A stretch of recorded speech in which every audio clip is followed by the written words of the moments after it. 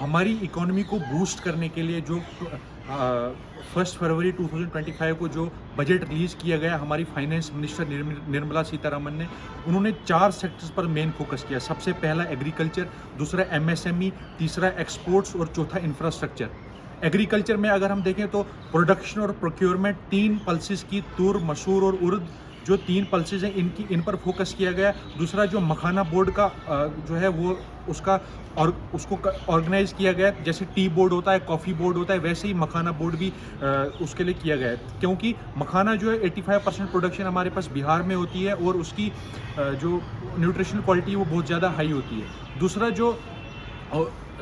जो मिशन जो लॉन्च किया, national mission on high yielding seeds, जो कि सीड्स की जो सीड्स हैं उनकी प्रोडक्शन को बढ़ाएगा।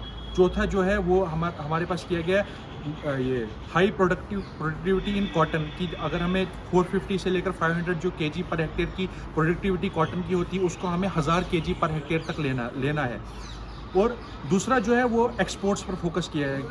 क्योंकि जो हमारी कंट्री में जो एक्सपोर्ट्स होता है वो हमारी कंट्री जो है वो फास्टेस्ट ग्रोइंग इकोनॉमी है। इसका रीज़न जो है वो कंजप्शन हमारी कंट्री में ज़्यादा होता है, इसकी वजह से जो फास्टेस्ट ग्रोइंग इकोनॉमी है।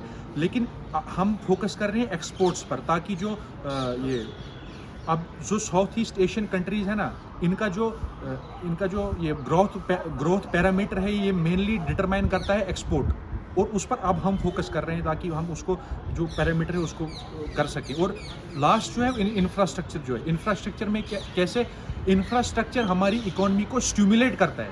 इंफ्रास्ट्रक्चर हमारी इकोनॉमी को स्टिमुलेट करता है, जैसे अगर हम इंफ्रास्ट्रक्चर पर इन्वेस्टमेंट कर रहे हैं तो, और जैसे प्राइवेट कंपनीज़ हैं उन पर अगर वो कर रहे हैं तो उससे भी अब जो ये हमने 4 सेक्टर्स डिस्कस किए, सबसे पहले एग्रीकल्चर, एमएसएमई, एक्सपोर्ट और इंफ्रास्ट्रक्चर। Thank you.